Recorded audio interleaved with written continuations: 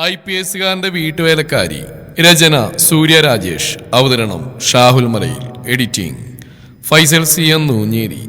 ആൾക്കറിയില്ലായിരുന്നു ആ ആൽമരച്ചുവട്ടിൽ നിന്നുള്ള രതീഷിന്റെ ക്രൂരമായ ദൃഷ്ടി അവരുടെ ജീവിതത്തിലേക്ക് വീണ്ടും കലഹത്തിന്റെ നിഴൽ വീഴ്ത്താൻ പോകുന്നൊരു തുടക്കമാണെന്ന്. അവനൊപ്പം കാറിലേക്ക് കയറി അവൾ. വാതിലടഞ്ഞ നിമിഷം മുതൽ കാറിനുള്ളിലെ ശബ്ദം പോലും അപ്രത്യക്ഷമായതുപോലെ തോന്നി. ഒരേ സീറ്റിലിരുന്നിട്ടും അവർ രണ്ടുപേരും രണ്ട് അപരിചിതരെ പോലെ അകന്നു നിന്നു. സീറ്റിന്റെ ഇരു ധ്രുവങ്ങളിലിരുന്ന് തമ്മിലൊരു നോട്ടം പോലും കൈമാറാതെ മുൻവശത്തേക്ക് മാത്രം നോക്കി അവർ യാത്ര തുടങ്ങി. കാറിന്റെ എഞ്ചിൻ ശബ്ദം മാത്രമായിരുന്നു ആ നിശബ്ദത തകർത്തത്. അവരുടെ വിരലുകൾ അറിയാതെ സാരിയുടെ അരികിൽ മുറുകി. അവന്റെ കൈകൾ സ്റ്റിയറിംഗിൽ ഉറച്ചിരുന്നു. മുഖത്ത് പതിവുള്ള ആ ഗൗരവം തന്നെ. ഇടയിൽ കിടക്കുന്ന ആ മൗനം വാക്കുകളേക്കാൾ ഭാരമുള്ളതായിരുന്നു. കാർ വീടിന്റെ പടിക്കലെത്തി നിൽക്കുമ്പോൾ തന്നെ എല്ലാം അതിവേഗം നടന്നുപോലെ തോന്നി. അധിക ദൂരമില്ലാതിരുന്നുകൊണ്ട് യാത്ര കഴിഞ്ഞെന്ന ബോധം പോലെ അവൾക്കുണ്ടാകുന്നതിന് മുമ്പേ വണ്ടി നിശ്ചലമായി. കാറിന്റെ വാതിൽ തുറന്ന നിമിഷം മുന്നിൽ കണ്ട കാഴ്ച ദ്യുതി ഒരു നിമിഷം നിശ്ചലമാക്കി. നിലവിളക്കും താലപ്പൊലിയുമായി വീടിന്റെ ഉമ്മർത്തെ മീനാക്ഷി അമ്മയും ബന്ധുജനങ്ങളും ഒരുങ്ങി നിന്നിരുന്നു. മുഖങ്ങളിൽ സന്തോഷവും കൗതുകവും, കണ്ണുകളിൽ പൊതുജീവിതത്തെ സ്വാഗതം ചെയ്യുന്ന പ്രതീക്ഷയും. കാറിൽ നിന്നിറങ്ങിയ ഇരുവർക്കും അതെല്ലാം ഒരു സ്വപ്ന ദൃശ്യം പോലെ തോന്നി. ചന്ദ്രു മുന്നിലിറങ്ങി. അവന്റെ പിന്നാലെ ദ്യുതി കാറെടുത്തു വെച്ച നിമിഷം അവളുടെ നെഞ്ചിരിപ്പ് വ്യക്തമായി ഉയർന്നു. അറിയാതെ അവൾ തന്നെ നെഞ്ചിലേക്ക് കൈ ചേർത്തു. ഹൃദയം ക്രമാതീതമായി മിടിച്ചു തുടങ്ങി. ഒരു ഭയം, പേരില്ലാത്തൊരാശങ്ക, എന്തോ അരുതാത്ത നടക്കാൻ പോകുന്നുവെന്ന തോന്നൽ അവളുടെ മനസ്സിനെ ചുറ്റിപ്പിടിച്ചു. അവൾ ചന്ദ്രുവിന്റെ പിൻവശം നോക്കി. അവൻ പതിയെ പോലെ തന്നെ ഗൗരവത്തോടെ ആരോടും മുഖഭാവം തുറക്കാതെ നിൽക്കുന്നു. ആ മുഖത്തുനിന്ന് അവൾക്കൊരു ആശ്വാസവും വായിക്കാനായില്ല. മീനാക്ഷി അമ്മ നിലവിളക്കുമായി അടുത്തേക്ക് വന്നു. വാ മക്കളെ എന്ന അവളുടെ ശബ്ദം പോലും ദ്യുതിക്ക് ദൂരേക്ക് നിന്നാണ് കേൾക്കുന്ന പോലെ തോന്നി. എന്തുകൊണ്ട് ആ നിമിഷം ആരോ തിരിഞ്ഞു നോക്കാൻ അവളോട് പറയുന്നതായി അവൾക്ക് തോന്നി. അതിനൊരു കാരണം അവൾക്ക് തന്നെ വ്യക്തമായിരുന്നില്ല. എങ്കിലും മറ്റു പ്രേരണയൊന്നുമില്ലാതെ അവൾ ഒരു നിമിഷം നിൽക്കുകയും പതുക്കെ പുറകിലേക്ക് തിരിഞ്ഞു നോക്കുകയും ചെയ്തു. അവളുടെ കണ്ണുകൾ നിമിഷ നേരം കൊണ്ട് ആ ഗേറ്റിനരികിലേക്ക് ഒഴുകി. ആ ഉച്ചവെയിലിന്റെ വെളിച്ചത്തിനപ്പുറം നിഴലുകൾ കൂട്ടമായി നിൽക്കുന്നിടത്ത് ഒരു മുഖം അവളുടെ ശ്രദ്ധ പിടിച്ചെടുത്തു. ആ നോട്ടം സാധാരണമായിരുന്നില്ല. ക്രൂരമായതും വൃത്തിയായിട്ട ഉദ്ദേശം ഒളിപ്പിച്ചിരിക്കുന്നതുമായ ഒരു കാഴ്ച. ദീദിയുടെ നെഞ്ച് ഒരടിക്ക് മുറുകി. ശ്വാസം മുട്ടുന്ന പോലെ അവൾക്ക് തോന്നി. അവർക്ക് പുറകിലായി ഗേറ്റിന്റെ അരികിൽ നിന്നുകൊണ്ട് തങ്ങളെ തന്നെ നോക്കി നിൽക്കുന്ന രതീഷിനെ അവൾ കണ്ടു. ഒരു നിമിഷം ഹൃദയം താഴേക്ക് വീണുപോയതുപോലെ കണ്ണുകളുടെ കോണിൽ ഈർപ്പം നിറഞ്ഞു. ആ പഴയ ഭയം വീണ്ടും നെഞ്ചിലേക്ക് കയറി വന്നു. അത് മീനാക്ഷി അമ്മയുടെ ശ്രദ്ധയിൽപ്പെട്ടു. ഒരടി പോലും വൈകാതെ അവർ മുന്നിലേക്ക് വന്നു. മോളെ, സ്നേഹവും ഉറപ്പും നിറഞ്ഞ ശബ്ദത്തിൽ അവളെ വിളിച്ചുകൊണ്ട് കത്തിച്ച നിലവിളക്ക് ദീദിയുടെ കയ്യിലേക്ക് അവർ കൊടുത്തു.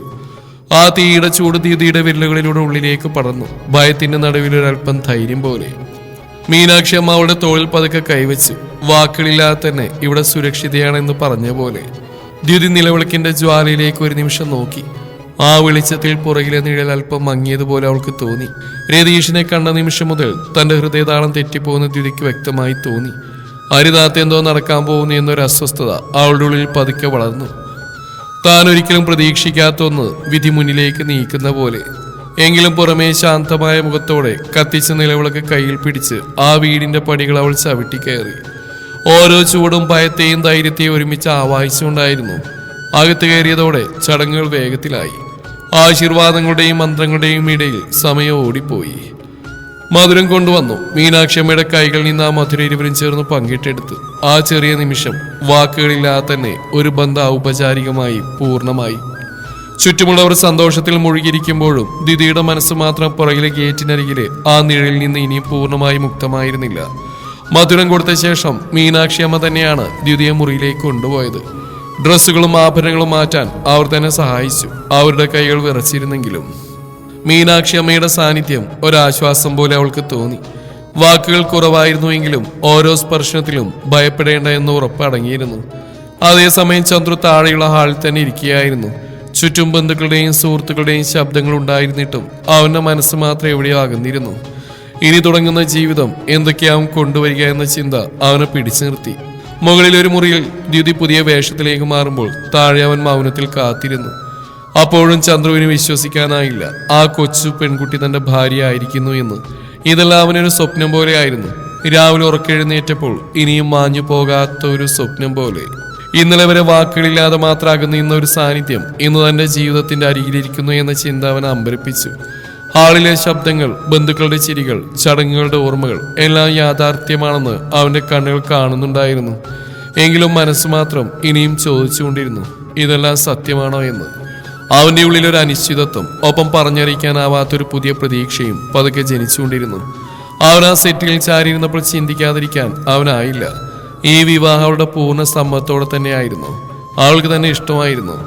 അതോ ഒരിക്കൽ അവളുടെ ഉള്ളിൽ അവശേഷിച്ചിരുന്ന ആ പഴയ ഇഷ്ടം ഇന്നും ഉറപ്പോടെ ഉണ്ടാവുമോ? അങ്ങനെയുള്ള ഒരുപാട് ചോദ്യങ്ങൾ മനസ്സിലൂടെ ഒഴുകിയപ്പോൾ അവൻ സീറ്റിലേക്ക് കൂടുതൽ ചാരിക്കിടന്നു. കണ്ണുകളടഞ്ഞതും ചിന്തകൾ പതുക്കെ പുറകോട്ടേക്ക് ഒഴുകി. അവനറിയാതെ തന്നെ ആ പഴയ ഓർമ്മകളിലേക്ക് തിരിഞ്ഞുപോയി. ദ്യുതി 8ാം ക്ലാസ്സിൽ പഠിക്കുന്ന പ്രായം. അന്ന് അവൾക്ക് 13 വയസ്സ് മാത്രം. ചെറുപ്പം മുതലേ തന്നെ ജാനകി ചേച്ചിയോടൊപ്പം ഇവിടേക്ക് അവൾ വരുമായിരുന്നു. ദ്യുതിയുടെ അച്ഛന്റെ മരണത്തിന് ശേഷമാണ് ജാനകി ചേച്ചി ഈ വീട്ടിൽ ജോലിക്കെത്തിയത്. ഒരുപക്ഷെ ആ കൊച്ചുകുട്ടിയെ വീട്ടിൽ തനിച്ചാക്കി വരാനുള്ള ഭയം കൊണ്ടായിരിക്കാം ദ്യുതിയെ അവർ കൂടെ കൂട്ടിയത്. ആ ദിവസങ്ങളിൽ ദ്യുതി ആരോടും അധികം മിണ്ടാതെ സ്വന്തം ലോകത്തിനുള്ളിൽ ഒതുങ്ങിയ ഒരു കൊച്ചു പെൺകുട്ടിയായിരുന്നു. വലിയ കണ്ണുകളിൽ എന്തൊക്കെയോ മറച്ചു വെച്ച പോലെ, ചിരി പോലെ അവളുടെ അനുവാദം ചോദിച്ചെത്തുന്നവണ്ണം. വീട്ടിലുള്ളവരെ നിശബ്ദമായി ശ്രദ്ധിച്ചുകൊണ്ട് ആവശ്യപ്പെട്ടാൽ മാത്രം മുന്നോട്ട് വരുന്ന ഒരു കുഞ്ഞു നിഴൽ പോലെ അവൾ അവിടെ ഉണ്ടായിരുന്നു. അതുകൊണ്ട് തന്നെ ആ കൊച്ചുകുട്ടിയെ താൻ എപ്പോഴും ശ്രദ്ധിച്ചിരുന്നു. സുന്ദരിയായിരുന്നു അവളെങ്കിലും അതിനേക്കാൾ കുഞ്ഞു കണ്ണു വിടർത്തി പുഞ്ചിരിയുമുള്ള ഒരു കൊച്ചു പെൺകുട്ടി. എല്ലാവരുടെയും ഉള്ളിൽ അവളോടൊരു ചെറിയ വാത്സല്യം സ്വാഭാവികമായി ഉണ്ടായിരുന്നു. അതുകൊണ്ട് തന്നെ അവൾ ഈ വീട്ടിലെ പ്രിയപ്പെട്ടവളായി മാറി. താനും അറിയാതെ തന്നെ എപ്പോഴും ശ്രദ്ധിക്കുകയായിരുന്നു. ഇതിലൂടെയൊക്കെ പോകുമ്പോൾ അവളുടെ കുഞ്ഞു കണ്ണുകൾ തന്റെ പുറകിലായി പിന്തുടരുന്നത് താൻ കണ്ടിരുന്നു. എപ്പോഴും അവൾ തന്നെ ശ്രദ്ധിക്കുന്നുണ്ടെന്നൊരു ബോധം അവനുണ്ട്. അത് എന്തുകൊണ്ടാണെന്ന് മാത്രം അവന് തന്നെ ഇനിയും വ്യക്തമായിരുന്നില്ല. അവളെ കാണുമ്പോഴെല്ലാം അവനറിയാതെ ചിരിച്ചു പോകുമായിരുന്നു. എങ്കിലും തന്റെ കാലടിയുടെ ശബ്ദം കേൾക്കുമ്പോൾ അവൾ എവിടെയെങ്കിലും ഒളിച്ചു പോകുന്ന അവളുടെ പതിവായിരുന്നു. ആ ചെറിയ കുസൃതികളൊക്കെയും അന്ന് അവൻ ഒരുപാട് ആസ്വദിച്ച് തന്നെയായിരുന്നു നോക്കിയിരുന്നത്, പലപ്പോഴും പല നിമിഷങ്ങളിലായി. അങ്ങനെ ഒരു ദിവസം ഡ്യൂട്ടി കഴിഞ്ഞ് വീട്ടിലെത്തിയ സമയത്തായിരുന്നു അത്. എന്തോ ഒരു ആവശ്യത്തിനായി താൻ വീടിന്റെ പിന്നാമ്പുറത്തേക്ക് പോയപ്പോൾ കുളക്കടവിന്റെ ഭാഗത്തുനിന്ന് കൈയും കാലും വെള്ളത്തിലടിക്കുന്ന അസ്വസ്ഥമായ ഒരു ശബ്ദം കേട്ടു. നെഞ്ചിൽ തികട്ടി വന്ന ഭയത്തോടെ താൻ കുളക്കടവിന്റേക്ക് പടികൾ ഇറങ്ങിച്ചെന്നു. അവിടെ കണ്ട കാഴ്ച ഒരു നിമിഷം തന്റെ ശ്വാസം പോലും മുട്ടിച്ചു. വെള്ളത്തിലേക്ക് താഴ്ന്നു പോകുന്ന 2 വെളുത്ത കൊച്ചു കൈകൾ. ഒരു നിമിഷം പോലും ആലോചിച്ചില്ല. താൻ കുളത്തിന്റെ ആഴങ്ങളിലേക്ക് എടുത്തുയാടി. മുകളിലേക്ക് പൊന്തി വന്നപ്പോൾ തന്റെ കൈകളിൽ ഭദ്രമായി പിടിച്ചിരുന്ന് ദ്യുതി എന്ന ആ കൊച്ചു പെൺകുട്ടിയായിരുന്നു. അവളെ കൈകളിൽ ചേർത്ത് പിടിച്ച് നീന്തിക്കൊണ്ട് താൻ കുളക്കടവിലെത്തി. പടികളിലേക്ക് കയറി അവൾ അവിടെ കിടത്തുമ്പോൾ ആ കുഞ്ഞ് ശരീരത്തിന്റെ നിശ്ചലത മാത്രമായിരുന്നു. പലതവണ അവളുടെ മുഖത്തെ സാവധാനം തട്ടി വിളിച്ചെങ്കിലും അവൾ ബോധമറ്റ് തന്നെ കിടന്നു. അവനവളുടെ കുഞ്ഞു വയറ്റിൽ അമർത്തി കയറിപ്പോയ വെള്ളം പുറത്തേക്ക് വരുത്താൻ ശ്രമിച്ചു. പിന്നീട് അവളുടെ കുഞ്ഞു ചുണ്ടുകൾ പിളർത്തി കൃത്രിമ ശ്വാസം കൊടുക്കുമ്പോൾ അവന് നെഞ്ചിനുള്ളിൽ തീ പടരുന്ന പോലെ ഒരു വേദന അനുഭവപ്പെട്ടു. ഒരു നിമിഷം കഴിഞ്ഞ് അവളുടെ ചുണ്ടുകളിൽ നിന്ന് തന്റെ ചുണ്ടുകൾ വേർപെടുത്തിയപ്പോൾ കടുത്തൊരു ചുമയോടെ ആ കൊച്ചുകുഞ്ഞ് പെട്ടെന്ന് ചാടി എഴുന്നേറ്റു. പെട്ടെന്നുണ്ടായ അവളുടെ ശക്തമായ ചുമയോടെ അവൾ കയറിപ്പോയ വെള്ളം മുഴുവൻ പുറത്തേക്ക് വന്നിരുന്നു. അപ്പോഴാണ് അവൻ ആദ്യമായി ശ്രദ്ധിച്ച് 13 വയസ്സുള്ള ആ പെൺകുട്ടിയുടെ ശരീരം നനഞ്ഞ വസ്ത്രം ചേർന്ന് കിടക്കുകയായിരുന്നുവെന്നും അവളുടെ നിർമ്മലമായ കുഞ്ഞു ശരീരം അവന്റെ കണ്ണിന് മുന്നിൽ വ്യക്തമായി ദൃശ്യമാവുകയാണെന്നും. അവൻ കണ്ണുകൾ വെട്ടിച്ച് മുഖം തിരിക്കുമ്പോഴായിരുന്നു അവളുടെ വായിൽ നിന്ന് പെട്ടെന്ന് അവനൊരിക്കലും പ്രതീക്ഷിക്കാത്ത, കേൾക്കാൻ പോലും ആഗ്രഹിക്കാത്ത ഒരു ചോദ്യം വീണ്, എന്നെ ഉമ്മ വെച്ചല്ലോ, അപ്പനെ ഇഷ്ടാണല്ലേ? ഒരു നിമിഷം അവൻ പൂർണ്ണമായി തളർന്നുപോയി. ചോദ്യം കേട്ടതിന്റെ ഞെട്ടിൽ അവിടെ തന്നെ അവൻ നിശ്ചലനായി നിന്നു. 13 വയസ്സുള്ള ആ കൊച്ചുകുഞ്ഞിന്റെ മനസ്സിൽ തന്നെ കുറിച്ച് ഇങ്ങനെ ഒരു തെറ്റായ ധാരണ രൂപപ്പെട്ടിട്ടുണ്ടെന്ന ചിന്ത അവന്റെ ഉള്ളിൽ ഒരു കുറ്റബോധമായി നിശബ്ദമായി കുത്തി നിന്നു. ഒരുപക്ഷെ അവൾ തെറ്റിദ്ധരിച്ചതായിരിക്കാം. താൻ അവൾക്ക് കൃത്രിമ ശ്വാസം നൽകിയ നിമിഷം അത് അവൾ തെറ്റായി വ്യാഖ്യാനിച്ചതാവാമെന്ന് ചിന്തിച്ചുകൊണ്ട് അവൻ ആ പടിയിലിരുന്നു. പിന്നീട് ശാന്തമായ സ്വരത്തിൽ അവൻ പറഞ്ഞു, ഇല്ല മോളെ, ഞാൻ നിന്നെ കുളത്തിൽ നിന്ന് പൊക്കിയെടുത്തപ്പോ നിനക്ക് ശ്വാസം ഉണ്ടായിരുന്നില്ല. അതുകൊണ്ടാണ് ഞാൻ നിനക്ക് കൃത്രിമ ശ്വാസം നൽകിയത്. അത് ഞാൻ ചെയ്തല്ല നിന്നെ രക്ഷിക്കാനാ, അതിനു പുറമെ മറ്റൊന്നുമില്ല. നീ മനസ്സിൽ ചിന്തിച്ചു വെച്ചിരിക്കുന്നതെല്ലാം തെറ്റാണ്. നീ ഒരു കുഞ്ഞാണ്, ഒരു വിദ്യാർത്ഥിനിയാ. ഇപ്പൊ നിനക്ക് ഏറ്റവും ആവശ്യം നിന്റെ പഠനവും നിന്റെ ഭാവിയാ. അതിനെക്കുറിച്ച് മാത്രം നീ ചിന്തിച്ചാൽ മതി. താൻ പറഞ്ഞു കേട്ടത് മാത്രം അവളുടെ മുഖം വിങ്ങി. അവൾ പൊട്ടിക്കരഞ്ഞുകൊണ്ട് പിന്നെ തന്നോടായി പറഞ്ഞു, എനിക്ക് ഇഷ്ടം, ഒരുപാട് ഇഷ്ടം. അത്രയും പറഞ്ഞുകൊണ്ട് വിങ്ങി വിങ്ങി കരയുന്ന അവളെ ഒരിക്കൽ കൂടി അവൻ നോക്കി. അടുത്ത നിമിഷം ദേഷ്യവും നിസ്സഹായതയും ചേർന്ന ഒരു ഭാഗത്തോടെ അവൻ പടികൾ ചവിട്ടി കയറി. തിരിഞ്ഞു നോക്കാതെ തന്നെ അവൻ അവളോട് പറഞ്ഞു, വേഗം എഴുന്നേറ്റ് വീട്ടിൽ പോ, ഇനി ഒരിക്കലും എൻ്റെ മുമ്പിൽ വരരുത്. നീയും ഞാനും തമ്മിൽ വലിയ അന്തരമുണ്ട്, പ്രായത്തിലും മറ്റു പല കാര്യങ്ങളിലും. അപ്പോഴും അവൾ മുഖം പൊത്തി കരഞ്ഞുകൊണ്ടേയിരുന്നു. അത് കണ്ടുകൊണ്ടാണ് താൻ പടികൾ കയറി തന്റെ വീട് ലക്ഷ്യമാക്കി നടന്ന്. അത്രയും നേരം ചിന്തകളിൽ മുഴുകിയിരുന്ന അവൻ പെട്ടെന്നൊരു ശബ്ദം കേട്ടാണ് ചിന്തയിൽ നിന്ന് ഉണർന്ന് മുന്നിലേക്ക് നോയിക്കൊണ്ട് അവനോട് തന്നെ പറഞ്ഞു, അന്നാണ് ഞാൻ അവളെ അവസാനമായി കണ്ടത്. പിന്നീട് ഒരിക്കലെപ്പോഴോ അമ്മയുടെ വാക്കിൽ നിന്ന് അവൻ അറിഞ്ഞു അവൾ വയസ്സറിയിച്ചു എന്ന്. അതിനുശേഷം അവൾ ഒരിക്കലും ഇവിടെ വന്നിട്ടില്ല, തന്റെ മുന്നിൽ നിന്നിട്ടില്ല. എങ്കിലും അന്ന് അവളെ വീണ്ടും കണ്ട നിമിഷം ആദ്യമായി അവന് തോന്നിയത് അവൾ തനിക്ക് പരിചിതയായ അടുത്തറിയാവുന്ന ആരോ ആണെന്നായിരുന്നു. അതുകൊണ്ടായിരിക്കാം അന്ന് ആ ബാൽക്കണിൽ നിന്ന് അവൻ അങ്ങനെ കണ്ണെടുക്കാതെ നോക്കിപ്പോയത്. തന്റെ മുന്നിലായി വന്നിരുന്ന മീനാക്ഷി അമ്മയെ നോക്കി അവൻ പതുക്കെ എഴുന്നേറ്റു. റൂമിലേക്ക് പോവാനൊരുങ്ങിയ നിമിഷം തന്നെയായിരുന്നു മീനാക്ഷി അമ്മയുടെ പുറകിലായി നിൽക്കുന്ന അവളെ അവൻ ശ്രദ്ധിച്ച്. എന്തോ ഒരു അദൃശ്യബന്ധം പോലെ മുറിയിലേക്ക് കയറാൻ പടികൾ ചവിട്ടിയവൻ വീണ്ടും ഒന്ന് നിന്നു. അവളിലേക്കൊരു നോട്ടമറിഞ്ഞു. അന്ന് താൻ കണ്ടത് ആ 13-കാരിയായ കൊച്ചു പെൺകുട്ടിയല്ല, ഇപ്പോൾ അവിടെ നിൽക്കുന്ന പക്വത നിറഞ്ഞൊരു സ്ത്രീയായിരുന്നു. നെറ്റിയിൽ പതിഞ്ഞ് പടർന്നു കിടക്കുന്ന ചുവന്ന സിന്ദൂരം, നീളമുള്ള മുടി പിന്നിലായി സൗമ്യമായി കെട്ടിയിട്ടിരിക്കുന്നു. കഴുത്തിൽ തനിക്കായി കിടക്കുന്ന മംഗല്യത്താലി അവളുടെ പുതുജീവിതത്തിന്റെ നിശബ്ദ സാക്ഷി പോലെ അല്പം തിളങ്ങിയായിരുന്നു. കണ്ണുകളിൽ സ്വർണ്ണാഭമായ ഒരു മിഴിവ് പടർന്നിരുന്നു. നിറം വെളുപ്പായിരുന്നാലും അവളുടെ ചുണ്ടുകൾ സ്വാഭാവികമായ ചുവപ്പിൽ തന്നെ തിളങ്ങി നിന്നു. ഇളനീല നിറത്തിലുള്ള നൈറ്റ് ഡ്രസ് വേഷം അവളുടെ ശരീരരേഖകളെ സൗമ്യമായി പൊതിഞ്ഞു. പക്വതയും സൗന്ദര്യവും ഒരുമിച്ച് ചേർന്ന ഒരു നിശബ്ദ ഭംഗിയായി അവൾ അവന്റെ മുമ്പിൽ നിന്നു. ഇന്ന് അവൾ തന്റെ ഭാര്യയാണ്. അന്ന് തമാശയായി തന്നെ ഇഷ്ടമാണെന്ന് പറഞ്ഞിരുന്നുവെങ്കിൽ ഇന്ന് അവൾ പൂർണ്ണമായി തനിക്ക് സ്വന്തമായിരിക്കുന്നു എന്ന സത്യം അവന്റെ ഉള്ളിൽ വിചിത്രമായ വിറയൽ സൃഷ്ടിച്ചു. തന്റെ നോട്ടം അവൾ ശ്രദ്ധിച്ചുകൊണ്ടാവാം അവളും പതുക്കെ അവന്റെ മുഖത്തേക്ക് നോക്കി. ആ ഒരു നിമിഷം അവന് തന്നെ സഹിക്കാൻ കഴിയാത്ത പോലെ തോന്നി. ഒന്നും പറയാതെ വേഗത്തിൽ തന്നെ അവൻ മുകളിലേക്ക് പടികൾ ചവിട്ടിക്കയറാൻ തുടങ്ങി. എന്തുകൊണ്ടോ പിന്നീടുള്ള അവന്റെ ലോകം യാന്ത്രികമായതുപോലെ. ബാത്റൂമിലേക്കായിരുന്നു ഫ്രഷ് ആവുന്നതെല്ലാം ആരോ നിർബന്ധിക്കുന്ന പോലെ. സ്വന്തമല്ലാത്ത ഒരാളുടെ ജീവിതം അവൻ ജീവിക്കുന്ന അനുഭവം. അതേസമയം അടുക്കളയിൽ മീനാക്ഷി അമ്മയോടൊപ്പം നിന്ന് അവളുടെ ഉള്ളിൽ വല്ലാത്തൊരു മാനസിക സംഘർഷം പൊട്ടിപ്പുറപ്പെട്ടു. അരുതാത്ത എന്തോ സംഭവിക്കാൻ പോകുന്നു എന്ന അകാരണമായ ഭീതി അവളെ വീണ്ടും പിടിച്ചുകുലുക്കി. അവൾ പതുക്കെ ഒരൽപ്പം വിറയുന്ന ശബ്ദത്തിൽ മീനാക്ഷി അമ്മയെ വിളിച്ചു. അമ്മേ, എനിക്കെന്തോ വല്ലായിക പോലെ. എനിക്ക് അമ്മയൊന്നും കാണണം, മനസ്സിന് സുഖമില്ല. അത് കേട്ട് മീനാക്ഷി അമ്മ ചിരിച്ചുകൊണ്ട് പറഞ്ഞു. കല്യാണം കഴിഞ്ഞ് വീട്ടിൽ കയറിയിട്ട് മണിക്കൂറുകൾ മാത്രമേ ആയിട്ടുള്ളൂ, അപ്പോഴേക്കും അമ്മയെ കാണാൻ നിൽക്കാൻ പറ്റുന്നില്ലായോ? പിന്നെ സ്നേഹത്തോടെ തുടർന്നു. അതിനെന്താ മോളെ, നമുക്ക് പോവാം. രാത്രിക്ക് വേണ്ടിയെന്ന് ഇവിടെ ഒരുക്കി വെച്ചിട്ട് നിന്റെ കൂടെ ഞാനും വരാം. അവളെ ഒന്ന് കാണാൻ പോവാലോ, അല്ലെങ്കിൽ അവളെ ഇങ്ങോട്ട് വിളിച്ച് കൊണ്ടുവരിക ചെയ്യാം. ഒറ്റയ്ക്ക് ഇനി അവിടെ നിൽക്കണ്ട. കഴിഞ്ഞ ദിവസം തന്നെ ഞാൻ അതിനെക്കുറിച്ച് ചിന്തിച്ച, പിന്നെ അവനോട് പറഞ്ഞില്ലെന്നേ ഉള്ളൂ. എന്തായാലും അവനോട് കൂടി ചോദിച്ചിട്ട് നമുക്ക് ഒരുമിച്ച് പോവാം. അത്രയും കേട്ടതും അവളുടെ ഉള്ളിൽ വല്ലാതൊരു സമാധാനം നിറഞ്ഞൊഴുകി. കുളി കഴിഞ്ഞിറങ്ങിയ ചന്ദ്രവിനോട് അനുവാദം ചോദിച്ച് ഇരുവരും വീട്ടിലേക്ക് ജാനകിയെ കാണാൻ ഇറങ്ങി നടന്നു. വാഴത്തോപ്പും കടന്ന് കുളക്കടവ് കിടന്ന അവർ വലിയ പുരയിടത്തിന്റെ അതിർത്തിയിലേക്ക് എത്തിയപ്പോൾ അവിടെ നിന്നാണ് ജാനകിയുടെ ഓടിട്ട ആ കൊച്ചു വീട് കാണുന്നത്. ആ വീട് കണ്ട ദ്യുതി സന്തോഷത്തോടെ പെട്ടെന്ന് വീട്ടിലേക്ക് ഓടി. അത് കണ്ട മീനാക്ഷിക്ക് വല്ലാത്തൊരു സന്തോഷം തോന്നി. അമ്മയെ കാണാതെ കുറച്ച് മണിക്കൂറുകളായി അവിടെ എത്ര ആവരാതിപ്പെട്ടിട്ടുണ്ടാവുമെന്ന് അവർ ഒരു നിമിഷം ചിന്തിച്ചു. ശേഷം അവിടെ പുറകിലായി നടന്നു. ആ ഒരു ദ്യുതിയുടെ വീട്ടിലെ പടിക്കിലേക്ക് എത്തി. പ്രധാന വാതിൽ തുറന്നിടക്കുകയാണ്. ആ സമയം ഇവരും ഒരു അസാധാരണത്വം അനുഭവിച്ചു. ദ്യുതി അകത്തേക്ക് കയറി. ആ സിമ്മിന്റെ തറയിൽ ജാനകി കമിഴ്ന്നു കിടക്കുന്നു. കട്ടിൽ കിടന്നിരുന്ന ഷീറ്റും തുണികളും താഴേക്ക് വലിച്ചിട്ടിരുന്നു. മരുന്ന് കുപ്പിയും ടിന്നുകളും ചിതറിക്കിടക്കുകയായിരുന്നു. ദ്യുതി അത് കണ്ട് കരഞ്ഞുകൊണ്ട് ജാനകി എടുത്ത് മടിയിലേക്ക് വെച്ചു. ജാനകിയുടെ ശരീരം തണുത്തു മരവിച്ചു പോയി. ശ്വാസമില്ലെന്ന് മീനാക്ഷി വിരളിച്ചു നോക്കി തിരിച്ചറിഞ്ഞു. ഒരു നിമിഷം എന്ത് ചെയ്യണമെന്നറിയാതെ വിറച്ചിരുന്ന അവൾ മനസ്സിൽ ഭയവും ആശങ്കയും നിറഞ്ഞു. ദ്യുതിയുടെ കരച്ചിലിനിടയിൽ മീനാക്ഷി അമ്മ പെട്ടെന്ന് തന്നെ പുറത്തേക്ക് ഓടി. ചന്ദ്രു, ചന്ദ്രു! അവരുടെ നിലവിളി വാഴത്തോപ്പിന്റെ നിശബ്ദതയെ കീറിമുറിച്ചു. ആ ശബ്ദം കേട്ട മാത്രയിൽ ചന്ദ്രു വീട്ടുമുറ്റത്ത് തന്നെ ഓടിയെത്തി. അവരുടെ മുഖത്തെ ഭയം കണ്ട നിമിഷം ഒന്നും ചോദിക്കാതെ അവൻ അകത്തേക്ക് പാഞ്ഞു കയറി. അകത്ത് കിടക്കുന്ന കാഴ്ച അവനൊരു നിമിഷം തളർത്തി. നിലത്ത് കമിഴ്ന്ന് കിടക്കുന്ന ജാനകി, ചിതറിക്കിടക്കുന്ന മരുന്ന് കുപ്പികൾ, വിറക്കുന്ന കൈകളോട് അവരെ ചേർത്ത് പിടിച്ചിരിക്കുന്ന ദ്യുതി. ഒരു പോലീസ് ഓഫീസർ ആയിരുന്നെങ്കിലും ആ നിമിഷം അവന്റെ മനുഷ്യൻ ആദ്യം ഉണർന്നു.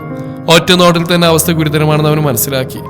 അവൻ മുട്ടൂത്തി ജാനകിയുടെ കഴുത്തിലും നെഞ്ചിലും കൈവച്ച് പരിശോധിച്ചു. പൾസില്ല, ശ്വാസവുമില്ല. അമ്മ, ആംബുലൻസ് വിളിക്കൂ, ഇപ്പൊ തന്നെ.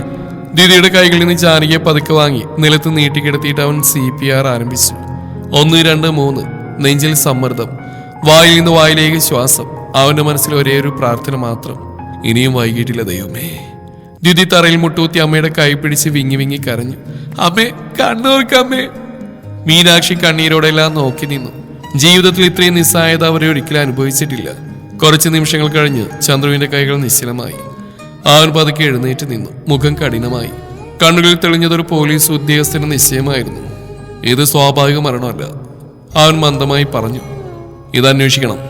ആ നിമിഷം മുതൽ ഒരു ഭാര്യയായി തുടങ്ങേണ്ട ദ്യുതിയുടെ ജീവിതം ഒരു ഭീകര സത്യത്തിന് മുമ്പിൽ വിറങ്ങലിച്ച് നിൽക്കുകയായിരുന്നു. ജാനകിയുടെ ശരീരം നിലത്ത് നീട്ടിക്കിടത്തിയ ശേഷം ചന്ദ്രു നിമിഷം മിണ്ടാതെ നിന്നു. മുഖത്തൊരു വികാരവുമില്ലെങ്കിലും കണ്ണുകളിൽ മാത്രം തെളിഞ്ഞതൊരു അന്വേഷണ ഉദ്യോഗസ്ഥന്റെ ജാഗ്രതയായിരുന്നു. അവൻ ചുറ്റുമൊന്ന് ശ്രദ്ധിച്ചു. ചിതറിക്കിടക്കുന്ന മരുന്ന് കുപ്പികൾ, തുറന്ന ടിൻ ബോക്സ്, കട്ടിൽ നിന്ന് വലിച്ചിട്ട ഷീറ്റ്. ഇത് വെറും അസുഖം മൂലം മരിച്ചതായി തോന്നില്ല. അമ്മ, ആരെ അകത്തേക്ക് കയറ്റരുത്. അവന്റെ ശബ്ദം ശാന്തമായിരുന്നെങ്കിലും അതിൽ ആജ്ഞയുണ്ടായിരുന്നു. മീനാക്ഷി അമ്മ തലയാട്ടി. ദ്യുതി മാത്രം അമ്മയുടെ നെഞ്ചിൽ മുഖം ചേർത്ത് വിറച്ചുകൊണ്ട് കരഞ്ഞിരുന്നു. ചന്ദ്രു മുറിയുടെ ഒരു കോണിലേക്ക് നടന്നു. അവിടെ നിലത്ത് ഒരു വശം തുറന്ന മരുന്ന് കവർ. ഹൈ ഡോസേജുള്ള മരുന്നുകളായിരുന്നത്. ഇത്രയും ഡോസ് ഒരുമിച്ച് കഴിക്കാൻ അവർക്കിപ്പോൾ എന്താണ് കാരണം? അവൻ സ്വയം ചോദിച്ചു. ജാനകി നിത്യരോഗിയായിരുന്നു, അതവനറിയാം. പക്ഷെ അവൾ ദ്യുതിയുടെ കല്യാണ ദിവസം ഇത്രയും വലിയൊരു തീരുമാനം എടുക്കുമോ? അവന് മനസ്സിൽ ശക്തമായി പറഞ്ഞു. ഇത് ആത്മഹത്യയല്ല. അവനുടനെ തന്നെ ഫോൺ എടുത്തു. ഡ്യൂട്ടി മോളിലേക്ക് മാറിയ ശബ്ദം. കൺട്രോൾ റൂം, ഒരു അൺനാച്ചുറൽ ഡെത്ത്. ലൊക്കേഷൻ ഞാൻ വാട്സാപ്പ് ചെയ്യാം. ഫോറൻസിക് ടീമും ഒരു എസ്ഐയും വേണം ഇപ്പൊ തന്നെ. ഫോൺ കട്ട് ചെയ്തതിനു ശേഷം അവൻ ദ്യുതിയെ നോക്കി. അവളുടെ കണ്ണുകളിൽ ഭയം, വേദന, ആശയക്കുഴപ്പം എല്ലാം ഒരുമിച്ച്. അവനവളുടെ അരികിലേക്ക് ചെന്നു. അവൾ അവനെ നോക്കി. ആദ്യമായി അവളുടെ കണ്ണുകളിൽ അവൻ കണ്ടത് ഭർത്താവിനോടുള്ള ആശ്രയം. അവൾ വിങ്ങിക്കൊണ്ട് പറഞ്ഞു, അമ്മ ആരോടും ശത്രുത വെച്ച ആളില്ല. എന്നെ വിട്ട് അവർക്ക് പോകാൻ പറ്റില്ല. അവരൊന്നും പറഞ്ഞില്ല. പക്ഷേ മനസ്സിലൊരു ചിത്രം തെളിഞ്ഞിരുന്നു. അമ്പലനടയിൽ നിന്ന് രൂക്ഷമായി നോക്കിയെന്ന രതീഷ് വീടിന്റെ വാതിൽ തുറന്നു കിടന്ന് ദ്യുതി എത്തുന്നതിന് മുമ്പേ സംഭവിച്ച സമയം. ഇതൊരു അപകടമോ? അല്ലെങ്കിൽ ചന്ദ്രാദിത്യൻ IPSന്റെ ഉള്ളിൽ കേസ് പിറവിയെടുത്ത് കഴിഞ്ഞിരുന്നു. ജാനകിയുടെ വീട് മുമ്പിൽ പോലീസ് ജീപ്പ് എത്തുമ്പോഴേക്കും ചന്ദ്രു മാറിയിരുന്നിരുന്നു. അവനിനി ഭർത്താവല്ല, മരുമകനല്ല. ഇപ്പോൾ അവൻ IPSകാരനാണ്. ചന്ദ്രാദിത്യൻ IPS. ഫോറൻസിക് ടീം മുറിയിലേക്ക് കയറുമ്പോൾ അവൻ ഒരിക്കൽ കൂടി വീടിന്റെ വാതിൽക്കൽ നോക്കി. പൂട്ടില്ല, പൊളിച്ച ലക്ഷണമില്ല. അമ്മയോട് ആരെങ്കിലും കണ്ടിരുന്നോ? അവൻ മീനാക്ഷി അമ്മയോട് ചോദിച്ചു. അവരൊരു നിമിഷം ചിന്തിച്ചു. പിന്നെ പതുക്കെ പറഞ്ഞു, വൈകിട്ട് അമ്പലനടയിൽ ഒരാൾ നിന്ന് ഞാൻ കണ്ടു. ദ്യുതിയെ നോക്കി നിൽക്കുന്നു. അവന്റെ കണ്ണുകൾ കഠിനമായി. ആരാ? ആ പേര് ഉച്ചരിക്കാൻ പോലും അവർക്ക് മടിയായി.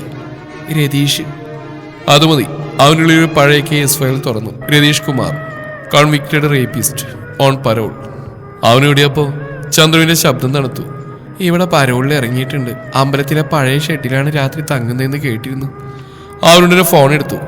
S I Rajeev. അവരങ്ങനെ സംസാരിച്ചു. ആ വീടിന് മുറ്റത്ത് ആ നിമിഷം മുഴുവൻ ഒരു ശബ്ദ കലാപമായിരുന്നു. ദ്യുതി അലറിക്കറിഞ്ഞ ശബ്ദം വാഴത്തോപ്പും കടന്ന് കുളക്കടവും താണ്ടി ചുറ്റുപാടുകളിലേക്കെല്ലാം പടർന്നുപോയി. അമ്മേ അമ്മേ എന്ന അവളുടെ വിളിയിൽ ഒരു മകളുടെ കരച്ചിൽ മാത്രമല്ല, ലോകം മുഴുവൻ നഷ്ടപ്പെട്ട ഒരാളുടെ നിലവിളിയുണ്ടായിരുന്നു. അവളുടെ ശരീരം വിറച്ചുകൊണ്ടിരുന്നു. കണ്ണീർ വറ്റിയില്ല. ശ്വാസം എടുക്കാൻ പോലും മറന്നുപോയ അവസ്ഥ. അത് തന്നെയായിരുന്നു ആംബുലൻസിന്റെ സൈറൻ ചീറി പറഞ്ഞെത്തിയത്. പോലീസ് പരിശോധന കഴിഞ്ഞ് ജാനകിയുടെ ശരീരം വെളുത്ത ഷീറ്റിൽ പൊതിഞ്ഞു. ആ ദൃശ്യം കണ്ട നിമിഷം ദ്യുതി വീണ്ടും പൊട്ടിക്കരഞ്ഞു. അവൾ മുന്നോട്ട് ഓടിക്കാൻ ശ്രമിച്ചപ്പോൾ മീനാക്ഷിയമ്മ അവളെ പിടിച്ചു തന്നെ മാറിലേക്ക് ചേർത്തു. ഇപ്പൊ അമ്മ പോയിട്ടില്ല എന്ന് പറയാൻ അവർ ശ്രമിച്ചെങ്കിലും ശബ്ദം തകർന്നു. ദ്യുതി അവളുടെ മാറിൽ മുഖം ചേർത്ത് കുഞ്ഞുപോലെ കരഞ്ഞു. ആ കരച്ചിലിൽ വർഷങ്ങളായി അടക്കി വെച്ച ഭയവും വേദനയും ഒറ്റയടിക്ക് പുറത്തേക്ക് ഒഴുകുകയായിരുന്നു. ആംബുലൻസ് പതുക്കെ മുന്നോട്ട് നീങ്ങുമ്പോൾ അവൾ ഒരു നിമിഷം പോലും കണ്ണു മാറ്റിയില്ല. വാതിലടയുന്ന ശബ്ദം കേട്ടപ്പോൾ അവളുടെ കാലുകൾ തളർന്നു. ശരീരം ഒടിഞ്ഞതുപോലെ അവൾ മീനാക്ഷി അമ്മയുടെ മാറിൽ തന്നെ വീണ് കിടന്നു. മീനാക്ഷി അമ്മ അവളുടെ തലയിൽ കൈവച്ച് ഒന്നും പറയാതെ നിന്നു. അവളുടെ വാക്കുകൾക്ക് അർത്ഥമില്ലായിരുന്നു. ആ മുറ്റത്തിപ്പോൾ ബാക്കിയുണ്ടായിരുന്ന ഒരമ്മയുടെ മൃതദേഹം പോയ വഴിയും ഒരു മകളുടെ തകർന്ന മനസ്സും മാത്രം. അകലെ നിന്നുകൊണ്ട് എല്ലാം കണ്ടു നിന്ന ചന്ദ്രു ആ നിമിഷം തന്നെ മനസ്സിലാക്കി, ഇതൊരു സാധാരണ മരണമല്ല, ഇതൊരു കുറ്റകൃത്യത്തിന്റെ തുടക്കമാണ്. ഇനി അവൻ ഭർത്താവല്ല, മരുമകനല്ല. ഇനി മുതൽ അവൻ ചന്ദ്രാദിത്യൻ IPS ആയിരുന്നു. സത്യത്തിന്റെ ആദ്യ സൂചനകളും ആശുപത്രി കോറിഡോറിൽ നേരെ നീണ്ടുനിന്ന മൗനം. വെളുത്ത ലൈറ്റുകൾക്കിടയിൽ നിശബ്ദമായി കിടന്നിരുന്നു ജാനകിയുടെ ശരീരം. പോസ്റ്റ്മോർട്ടത്തിനായി ഡോക്ടർമാർ തയ്യാറെടുക്കുമ്പോൾ ചന്ദ്രു IPS ഓഫീസർ എന്ന നിലയിൽ അവിടെ തന്നെ ഉണ്ടായിരുന്നു. എങ്കിൽ അതൊരു കേസായി മാത്രമല്ല, ഒരു കുടുംബവേദനയായ അവന്റെ നെഞ്ചിൽ തട്ടി. മീനാക്ഷി അമ്മ കസേരയിൽ തളർന്നിരിപ്പായിരുന്നു. ദ്യുതി അവരുടെ കൈ മുറുകെ പിടിച്ച് ഒറ്റ ശബ്ദം പോലും പുറപ്പെടുവിക്കാതെ കണ്ണീരൊഴുക്കിക്കൊണ്ടിരുന്നു. കുറച്ച് സമയത്തിന് ശേഷം ഡ്യൂട്ടി ഡോക്ടർ പുറത്തു വന്നു. ചന്ദ്രു മുന്നോട്ട് ചെന്നു. ഡോക്ടറുടെ ശബ്ദം വളരെ സൂക്ഷ്മമായിരുന്നു. മരണം സ്വാഭാവികമല്ല സർ. ആ വാക്ക് ചന്ദ്രുവിൻ്റെ ഉള്ളിൽ ഒരു അലാറം മുഴക്കിയതുപോലെ ആയിരുന്നു. ശരീരത്തിൽ വിഷാംശത്തിന്റെ ലക്ഷണങ്ങളുണ്ട്. അതോടൊപ്പം കൈകളിലും കഴുത്തിനടുത്തും സമ്മർദ്ദ പാടുകളും. അത് കേട്ടും ദ്യുതി വിറച്ചു. വിഷം? അവളുടെ ശബ്ദം ശ്വാസം മുട്ടിയ പോലെ പുറത്തു വന്നു. ഡോക്ടർ തുടർന്നു. ആത്മഹത്യയാണെന്ന് പെട്ടെന്ന് പറയാൻ കഴിയില്ല. മരുന്നുകൾ വളരെ നിർബന്ധിതമായി കുത്തി കൊടുത്ത പോലെയാണ്. കൂടാതെ അവസാന നിമിഷങ്ങളിൽ ശരീരം പിടിച്ചിർത്തിയതിന്റെ തെളിവുകളും കാണുന്നുണ്ട്. അത് കേട്ട നിമിഷം ചന്ദ്രുവിന്റെ മുഖഭാവം മാറി. ഇതൊരു അപകടമല്ല, ഒരു ദുരന്തമല്ല, ഒരു കൊലപാതകമാണ്. അവൻ മുറിവിട്ട് നേരെ കോറിഡോറിന്റെ അറ്റത്തേക്ക് നടന്നു. കണ്ണുകൾ അടച്ച് ആലോചിച്ചു. തുറന്ന വാതിൽ, ചിതറിയ മരുന്നുകുപ്പികൾ, ജാനകിയുടെ സ്ഥിരമായ ഭയം, രതീഷിന്റെ ഭീഷണികൾ, അമൃതനടിൽ കണ്ട ആ നോട്ടം എല്ലാം ഒരേ രേഖയിൽ ചേരാൻ തുടങ്ങി. അവൻ തിരിഞ്ഞ് ദിദിയുടെ അടുത്തേക്ക് വന്നു. അവൾ അവൻ്റെ മുഖത്തേക്ക് നോക്കി. സർ, ഇത് അമ്മയ്ക്ക് ആർക്കെങ്കിലും? ആൾക്ക് വാക്കുകൾ പൂർത്തിയാകാൻ കഴിഞ്ഞില്ല. ചന്ദ്രയുടെ കൈ പിടിച്ചു. ആദ്യമായി അവളുടെ കണ്ണുകളിലേക്ക് നേരിട്ട് നോക്കി. മൃദുവായെങ്കിലും ഉറച്ച ശബ്ദത്തിൽ പറഞ്ഞു, ദിദി, ഇത് ആത്മഹത്യയല്ല. അവളുടെ കണ്ണുകൾ വലുതായി. ഇത് കൊലപാതക. നിന്റെ അമ്മയെ ആരൊക്കെയോ കൊന്നു. അവളുടെ ശരീരം നിമിഷം മുഴുവൻ കുലുങ്ങി. എങ്കിലും ആ ഭയത്തിനിടയിലും അവളുടെ കണ്ണുകളിൽ ഒരു പുതിയ വികാരം ജനിച്ചു, നീതിക്കായുള്ള പ്രതീക്ഷ. ചന്ദ്രു മനസ്സിൽ തീരുമാനിച്ചു, ഇതിനിയൊരു IPS ഓഫീസറുടെ ഔദ്യോഗിക കേസ് മാത്രമല്ല, ഇതവന്റെ ഭാര്യയുടെ അമ്മയുടെ കൊലപാതകമാണ്. ഇതവന്റെ കുടുംബത്തിനെതിരായ യുദ്ധമാണ്. ആ രതീഷിന്റെ പേര് മനസ്സിൽ ആദ്യ പ്രതിയായി എഴുതി. നാളെ ജാനകിയുടെ ചടങ്ങുകളായതിനാൽ മൃതദേഹം മോർച്ചറിൽ സൂക്ഷിച്ചു. ദ്യുതിയെ കൂട്ടിക്കൊണ്ട് സന്ധ്യയ്ക്ക് അവർ ചന്ദ്രുവിന്റെ തറവാട്ടിലെത്തി. വാടിത്തളർന്നു കിടക്കുന്ന ആ പെണ്ണ് തന്റെ അമ്മയെ തന്നെയാണ് നഷ്ടപ്പെട്ടെന്ന സത്യം അവളുടെ മുഖത്ത് വ്യക്തമായിരുന്നു. ശരീരം തളർന്നതിനാൽ ദ്യുതിക്ക് അമ്മയുടെ കൂടെ അമ്മയുടെ മുറിയിൽ തന്നെ തങ്ങാൻ അനുവാദം നൽകി. ആദ്യ രാത്രിയാണെന്ന ചിന്ത അവിടെ പ്രസക്തമല്ലായിരുന്നു. തങ്ങൾക്ക് മുമ്പിലുണ്ടായിരുന്ന സ്വന്തം ഇഷ്ടപ്പെട്ട ഒരു പെണ്ണിന്റെ വിലാപമല്ല, മറിച്ച് അമ്മയെ നഷ്ടപ്പെട്ട ഒരു മകളുടെ നിസ്സഹായ വേദനയായിരുന്നു. ആ നിമിഷം ചന്ദ്രുവിന് വ്യക്തമായി തോന്നി, ഇപ്പോൾ അവൾക്ക് ഏറ്റവും ആവശ്യമുള്ളത് തന്റെ സ്നേഹമല്ല, മറിച്ച് അമ്മയുടെ സ്നേഹവും പരിചരണവുമാണെന്ന്. മുറിയിലാക്കിയ ശേഷം അവൾ കഞ്ഞിയുണ്ടാക്കുന്ന കണ്ടു. തനിക്ക് ഭക്ഷണം നൽകി കഴിഞ്ഞ് ഒരു കിണ്ണം കഞ്ഞിയുമായി അവൾക്കരികിലേക്ക് പോകുന്ന അമ്മയെ അവൻ അത്ഭുതത്തോടെ നോക്കി നിന്നു. സ്വന്തം കണ്ണുനീർ അവരിൽ അനേകം മാറ്റങ്ങൾ സൃഷ്ടിച്ചിരുന്നു. കഴിക്കാൻ താല്പര്യമില്ലെങ്കിലും നിർബന്ധിച്ച് 4-5 വാക്ക് കഞ്ഞി അവളെ കഴിപ്പിച്ചു. അപ്പോഴും കരഞ്ഞുകൊണ്ട് പദം പറയുന്ന അവളെ വാതിലിന്റെ പഴുതിലൂടെ അവൻ നിശബ്ദനായി കണ്ടു നിന്നു. എന്തെങ്കിലും ചോദിച്ച് അവളെ ആശ്വസിപ്പിക്കണമെന്ന് ആഗ്രഹം ഉണ്ടായിരുന്നിട്ടും ആ അവസ്ഥയിൽ അവളെ ശല്യപ്പെടുത്താൻ ചന്ദ്രുവിന് മനസ്സില്ലാതെയായി. പിറ്റേന്ന് ജനകീയ അന്ത്യകർമ്മങ്ങൾക്കിടയിൽ ദ്യുതി ജാനകിയുടെ ശരീരം കണ്ട മാത്രയിൽ പൊട്ടിക്കരഞ്ഞു. ഒരായുസ് മുഴുവൻ തനിക്കായി കഷ്ടപ്പെട്ട അമ്മ, തന്നെ നല്ല ജീവിതത്തിൽ കാണാൻ കൺകുളിർത്ത് കാത്തിരുന്ന അമ്മ, ഇപ്പോൾ ജീവന്റെ ചൂടില്ലാതെ തന്റെ മുന്നിൽ കിടക്കുന്ന അവൾക്ക് സഹിക്കാനായില്ല. മരണം സംഭവിച്ച് ജാനകിയെ നോക്കി വിഷമിച്ച് കരയുമ്പോൾ അതിനേക്കാൾ വേദനാജനകമായിരിക്കും മീനാക്ഷിയമ്മയുടെ അവസ്ഥയെന്ന് അവർ മനസ്സിൽ ചിന്തിച്ചുകൊണ്ടിരുന്നു. അന്ത്യകർമ്മങ്ങൾ കഴിഞ്ഞ് കഴിയുന്നത്ര സമയം ചിതക്കരികിൽ തന്നെ നിന്ന ശേഷമാണ് അവർ വീണ്ടും ചന്ദ്രന്റെ തറവാട്ടിലേക്ക് തിരികെ വന്ന്. ദിദിയെ ഒറ്റക്കാക്കരുതെന്ന് അവന്റെ കർശനമായ താക്കീതും അതോടൊപ്പം ഉണ്ടായിരുന്നു. അങ്ങനെ ദിവസങ്ങൾ പതുക്കെ കടന്നുപോയി. അപ്പോഴേക്കും ദ്യുതി ജാനകിയുടെ വിയോഗവേദനയിൽ നിന്ന് അല്പാൽപമായി പുറത്തേക്ക് വരാൻ തുടങ്ങിയിരുന്നു. അങ്ങനെ ദ്യുതി വീണ്ടും കോളേജ് പഠനം ആരംഭിച്ചു. വിവാഹിതയായിരുന്നിട്ടും ചന്ദ്രുവിനെ കാണാനോ സംസാരിക്കാനോ ഒരേ മുറിയിൽ ഉറങ്ങാനോ അവൾ ഒരിക്കലും ശ്രമിച്ചിരുന്നില്ല. അതിനവൾ ആരും അവിടെ നിർബന്ധിച്ചതുമില്ല. മീനാക്ഷി അമ്മയോടാണ് അവൾ കൂടുതൽ ചേർന്ന് നിന്ന്. ഡ്യൂട്ടി കഴിഞ്ഞ് വരുന്ന ചന്ദ്രുവിന് ആവശ്യമായ കാര്യങ്ങളെല്ലാം അവൾ ശ്രദ്ധയോടെ ചെയ്തു കൊടുത്തിരുന്നു. ഒരു മൗന പരിചരണമായി ഒരു സന്ധ്യയിൽ ഡ്യൂട്ടി കഴിഞ്ഞ് കുളിച്ചിറങ്ങിയ ചന്ദ്രന്റെ മുറിയിലേക്ക് ചായയുമായി ചെന്ന ദ്യുതി അപ്രതീക്ഷിതമായി അവനെ കണ്ടു. കുളിച്ചൊരു ടവൽ മാത്രം ചുറ്റി പുറത്തേക്ക് വരികയായിരുന്നു ചന്ദ്രു. അപ്രതീക്ഷിതമായ കണ്ടുമുട്ടലിൽ ഒരു നിമിഷം ഇരുവരുടെയും കണ്ണുകൾ തമ്മിൽ കുടുങ്ങി. ആ നിശബ്ദ നിമിഷത്തിൽ പറയപ്പെടാതെ പോയ അനേകം വികാരങ്ങൾ വായുവിൽ തങ്ങി നിന്നു. അവൾ ആ നിമിഷം അവനെ ഒന്ന് ശ്രദ്ധിച്ചു. വെളുത്ത നിറം, തിളങ്ങുന്ന ഉറച്ച ശരീരം, കട്ടിമീശയും ചെറുതായി കൂർത്ത കണ്ണുകളും വിടർന്ന ചുണ്ടുകളും, കഴുത്തിലൂടെ താഴേക്ക് പതിഞ്ഞിടക്കുന്ന കയറുപിരിയൻ മാല അവന്റെ പുരുഷത്വം കൂടുതൽ തെളിയിക്കുന്ന പോലെ തോന്നി. പക്ഷെ ആ നിമിഷം അവൾ അറിയുന്നില്ലായിരുന്നു, ചന്ദ്രുവിന്റെ കണ്ണുകൾ അവളെ തന്നെയായിരുന്നു സൂക്ഷ്മമായി നിരീക്ഷിച്ചുകൊണ്ടിരുന്നത്. ഒറ്റ നോട്ടത്തിൽ മുഴുവനായി വായിക്കാൻ ശ്രമിക്കുന്ന പോലെ. കരിനീല നിറത്തിലുള്ള ചുരിദാറായിരുന്നു അവളുടെ വേഷം. അവളുടെ വെളുത്ത നിറത്തെ കൂടുതൽ എടുത്തു കാട്ടുന്ന ആ നിറം. ഷോളില്ലാത്തതിനാൽ വേഷത്തിന്റെ ലാളിത്യം കൂടുതൽ തെളിഞ്ഞിരുന്നു. പിൻഭാഗത്ത് പതിഞ്ഞു കിടക്കുന്ന കട്ടിയുള്ള മുടി, ചെറുതായി വിടുന്ന കണ്ണുകൾ, കട്ടിപ്പുരികങ്ങൾ, നെറ്റിയിൽ ഭസ്മക്കുറിയും നെറുകയിൽ സിന്ദൂരവും, കഴുത്തിൽ കൂടി മാറിടത്തിലേക്ക് വീണ് കിടക്കുന്ന താലിമാലയും, കൊളുത്തിലായി തൂങ്ങിയാടുന്ന ആരില താലിയും, അവളുടെ സ്ത്രീത്വം ശാന്തമായി പ്രഖ്യാപിക്കുന്ന അടയാളങ്ങൾ. അവിടെ ഒന്നും പറയാതെ 2 നോട്ടങ്ങൾ തമ്മിൽ ചേരുന്ന ഒരു നിമിഷം, വാക്കുകളേക്കാൾ ശക്തമായൊരു മൗനം. അപ്രതീക്ഷിതമായ ആ നിമിഷം ഇരുവരെയും അല്പനേരം മൗനത്തിലാക്കി. ദീദിയുടെ കയ്യിലെ ചായക്കപ്പൊന്ന് വിറച്ച പോലെ തോന്നി. അവൾ ഉടനെ തന്നെ നോട്ടം താഴ്ത്തി ഒന്നും പറയാതെ കപ്പ് മേശപ്പുറത്ത് വെച്ചു. ചായ. വാക്ക് പൂർണ്ണമാകുന്നതിന് മുമ്പേ അവളുടെ ശബ്ദം അലിഞ്ഞുപോയി. ചന്ദ്രു അത് ശ്രദ്ധിച്ചു. അവനൊന്നും ചോദിച്ചില്ല. ചോദിച്ചാൽ അവൾ കൂടുതൽ അസ്വസ്ഥയാവുമെന്ന് അവന് മനസ്സിലായിരുന്നു. അവളുടെ മൗനം തന്നെ എല്ലാം പറഞ്ഞുകൊണ്ടിരുന്നു. ദുഃഖവും സങ്കോചവും ഒറ്റപ്പെട്ടതിന്റെ ഭാരവുമെല്ലാം. അവൾ തിരിഞ്ഞു പോകാൻ ശ്രമിച്ചപ്പോൾ ഒരു നിമിഷം നിൽക്കുകയായിരുന്നു. പിന്നിലേക്ക് നോക്കാതെ തന്നെ അവൾ പറഞ്ഞു, ചായ തണുത്താ പറഞ്ഞാൽ മതി. അത് പറഞ്ഞപ്പോൾ പോലും അവളുടെ ശബ്ദത്തിൽ ഭാര്യയുടെ അവകാശമില്ല, ഒരു കടപ്പാടിന്റെ ശാന്തത മാത്രമായിരുന്നു. അവൾ പുറത്തേക്ക് പോയതോടെ മുറി വീണ്ടും നിശബ്ദമായി. ചന്ദ്രു കസേരയിൽ നിന്ന് ചായയിലേക്ക് നോക്കി. ചായയിൽ നിന്ന് വരുന്ന ആവി പോലെ തന്നെ അവന്റെ മനസ്സിൽ ഓർമ്മകൾ ഉയർന്നു. ഈ ബന്ധം പേര് മാത്രമുള്ള ഒരു ബന്ധമോ അല്ലെങ്കിൽ സമയം മാത്രം വൈകുന്ന ഒരു അടുക്കലോ? അവന് തന്നെ ഉത്തരം അറിയില്ലായിരുന്നു. പുറത്തടുക്കളയിൽ മീനാക്ഷി അമ്മയുടെ അടുത്ത് ദീദി നിശബ്ദമായി നിന്നു. അമ്മയുടെ കൈ പിടിച്ചുകൊണ്ട് അവൾ മനസ്സിൽ പറഞ്ഞ ഒന്ന് മാത്രമാണ്, ഇനിയും കുറച്ച് സമയം കൂടി വേണമെന്ന്. അന്ന് ഏകദേശം 5 മണിയോടെ സ്റ്റേഷൻ ഡ്യൂട്ടി കഴിഞ്ഞ് വീട്ടിലെത്തിയ ചന്ദ്രുവിനോട് അമ്മ പറഞ്ഞു, മോനെ ചന്ദ്രു, വിവാഹം കഴിഞ്ഞിട്ട് 1-2 മാസമായില്ലേ? അന്ന് ആ സമയത്ത് ആ ദ്യുതിമോട്ട് അമ്മയുടെ വിയോഗം ഉണ്ടായത്. അതുകൊണ്ടാണ് പിന്നീട് നിങ്ങളുടെ വിവാഹ ജീവിതമായിട്ട് ബന്ധപ്പെട്ട് ഒന്നും നടത്താൻ കഴിയാതെ പോയത്. ഇപ്പം എല്ലാം കുറച്ചൊന്നും ശാന്തമായ സ്ഥിതിയായതിനാൽ ഇനിയൊന്നും മാറ്റിവെക്കേണ്ടതില്ലെന്നാ എൻ്റെ അഭിപ്രായം. അമ്മ തുടർന്നു, ഇന്ന് വൈകിട്ട് 2 പേരും ഒരുമിച്ച് നമ്മുടെ കുടുംബക്ഷേത്രത്തിലേക്ക് പോയി തൊഴുതിട്ട് വരും. അതിനുശേഷം മോളെ ഇനി നിന്റെ മുറിയിലേക്കാണ് കൊണ്ടുപോകേണ്ടത്. ഭാര്യയും ഭർത്താവും ഒരുമിച്ചാണ് കഴിയേണ്ടത്. അന്ന് പിന്നെ സാഹചര്യം അങ്ങനെ ആയതുകൊണ്ടാണ് അവൾ എൻ്റെ മുറി കിടത്തിയത്. പക്ഷെ അവളെ നിന്റെ മുറിയിലേക്ക് വിളിക്കാനുള്ള ഒരു ശ്രമം പോലും നിന്റെ ഭാഗത്തുനിന്നും ഉണ്ടായില്ല. അതുകൊണ്ട് അമ്മ ഇപ്പം ഇങ്ങനെ തീരുമാനമെടുത്ത്. അമ്മ പറയുന്നെല്ലാം ചന്ദ്രൻ മിണ്ടാതെ നിന്ന് കേട്ടു. തിരിച്ചൊന്നും പറയാൻ അവൻ ശ്രമിച്ചില്ല. അല്പസമയം കഴിഞ്ഞു.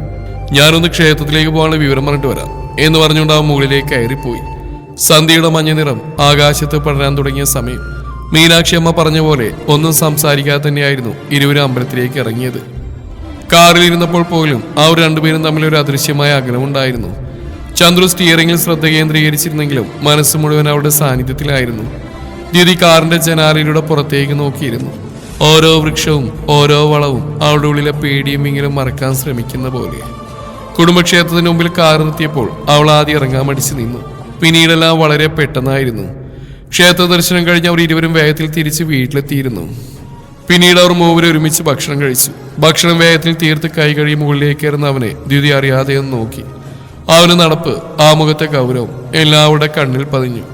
കുറച്ചു സമയം കഴിഞ്ഞാണ് അവൾ വാതിൽ തുറന്ന് അകത്തേക്ക് കയറിയത്. മുറിക്കുള്ളിൽ കട്ടിലിന്റെ ഹെഡ് ബോർഡിൽ തലചാരി വെച്ച് ഒരു പുസ്തകം വായിച്ചിരിക്കുകയായിരുന്നു അവൻ. അവൾ പതുക്കെ നടന്ന് അവന്റെ അരികിലെത്തി. കയ്യിലൊരു ഗ്ലാസ് പാലുണ്ടായിരുന്നു. അവനെ കണ്ടതോടെ അവൻ പുസ്തകത്തിൽ നിന്ന് കണ്ണുയർത്തി അവളെ നോക്കി.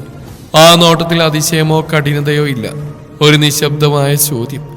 ഈ രാത്രിയുടെ പിന്നിൽ അമ്മയുണ്ടാവുമെന്ന് അവൻ ആ നിമിഷം തന്നെ ഊഹിച്ചു. വാക്കുകളൊന്നുമില്ലാതെ അവൾ ഗ്ലാസ് മുന്നോട്ട് നീട്ടി. അവനും പാല് വാങ്ങിക്കൊണ്ടൊന്ന് മന്ദമായി തലകുലുക്കി. ആ മുറിയിൽ വീണ്ടും നിശബ്ദത മാത്രം. തന്റെ അരികിൽ നിൽക്കുന്നവൾ അവനൊന്ന് ശ്രദ്ധിച്ചു. രാവിലെ കണ്ടതിലും വേറിട്ടൊരു ഭംഗിയായിരുന്നു അവൾക്കിപ്പോൾ. നെറ്റിയിൽ ഭസ്മക്കുറിക്ക് പകരം കറുത്തൊരു പൊട്ടും അതിനു മുകളിലായി ചെറിയൊരു ചന്ദനക്കുറിയും, ഉടയാത്ത സെറ്റും മുടിയിൽ വിരിഞ്ഞുന്ന മുല്ലപ്പൂവിന്റെ സുഗന്ധവും എല്ലാം ചേർന്ന് അവൾക്കൊരു തരം ശാന്തമായ സൗന്ദര്യം നൽകി. അവൻ സ്വരം താഴ്ത്തി പറഞ്ഞു, ഈടൊന്നിരിക്കെ. അവളുടെ കയ്യിലുണ്ടായിരുന്ന ഗ്ലാസ് അവൾ സാവധാനം മേശയിൽ വെച്ചു. അവൻ പിന്നെ ചോദിച്ചു, ഈ രാത്രി സാഹസത്തിന് പിന്നിൽ ആരാണ്? ആ ചോദ്യം കേട്ടപ്പോൾ അവൾ മുഖമുയർത്തി ആദ്യമായി അവന്റെ കണ്ണുകളിലേക്ക് നേരെ നോക്കി. ഒരു നിമിഷം വിക്കിയ ശേഷം പതുക്കെ പറഞ്ഞു, സാറിന്റെ അമ്മയാ. ആ സാറെന്ന വിളിയിൽ ഒരു നിമിഷം ചന്ദ്രൻ ഞെട്ടിപ്പോയി. അത് അവന്റെ മുഖത്ത് തെളിയാതിരിക്കാൻ അവനുടൻ തന്നെ സ്വയം മറച്ചു പിടിച്ചുകൊണ്ട് ഗൗരവം കൈവിടാതെ അവൻ വീണ്ടും ചോദിച്ചു, എന്തെങ്ങനെ സാറെന്ന് വിളിക്കുന്നു? അവളും തലകുനിച്ചു. ശീലായി പോയതാ, സോറി. അവൻ ആ നിമിഷം അവളെ നോക്കി. ദേഷ്യമില്ല, കടുപ്പവുമില്ല. പകരം അകത്തൊരിടത്ത് എന്തോ മൃദുവായി പൊട്ടി വീഴുന്ന പോലെ. ഈടോന്നിരിക്കും, അവൻ വീണ്ടും പറഞ്ഞു. ഈ ശബ്ദത്തിൽ അറിയാത്തന്നെ ഒരു സ്നേഹത്തിന്റെ തണുപ്പ് ചേർന്നിരുന്നു. ഈ കല്യാണത്തിന് നിനക്ക് പൂർണ്ണ സമ്മതമായിരുന്നോ?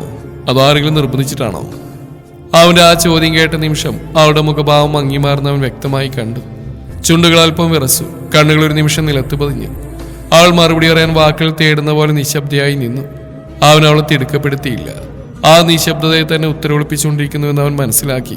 കുറച്ച് നിമിഷങ്ങൾക്ക് ശേഷം അവൾ പതുക്കെ പറഞ്ഞു, നിർബന്ധം അങ്ങനെ ആരും എന്നെ ബലമായി കെട്ടിച്ചിട്ടില്ല. ഒരു നിമിഷം നിർത്തി, പിന്നെ ശ്വാസം ആഴത്തിലെടുത്തുകൊണ്ട് തുടർന്നു. പക്ഷേ പൂർണ്ണ സമ്മതാണെന്ന് ചോദിച്ചാൽ അതെനിക്ക് ചിന്തിക്കാൻ പോലും സമയമുണ്ടായിരുന്നില്ല. അവളുടെ ശബ്ദത്തിൽ ഒരു കുറ്റപ്പെടുത്തലും ഇല്ലായിരുന്നു, പക്ഷെ അതിനപ്പുറം ഒരു വലിയ നഷ്ടബോധം ഉണ്ടായിരുന്നു. അവൾ വീണ്ടും പറഞ്ഞു, അന്ന് സാറിൻ്റെ അമ്മ വീട്ടിൽ വന്നപ്പോൾ അമ്മ നെഞ്ചുപൊട്ടി കരയുന്ന ഞാൻ സ്വന്തം കണ്ണാൽ കണ്ടതാ. ഒരമ്മയുടെ ഭയം എന്താണെന്ന് അന്ന് ആദ്യമായിട്ട് ശരിക്കും എനിക്ക് മനസ്സിലായി. സ്വന്തം മകളുടെ ശരീരവും അവളുടെ അഭിമാനം ഒരു പുരുഷനായി നശിക്കപ്പെടുന്നത് ഏതമ്മയ്ക്കാ സഹിക്കാൻ കഴിയുന്നത്?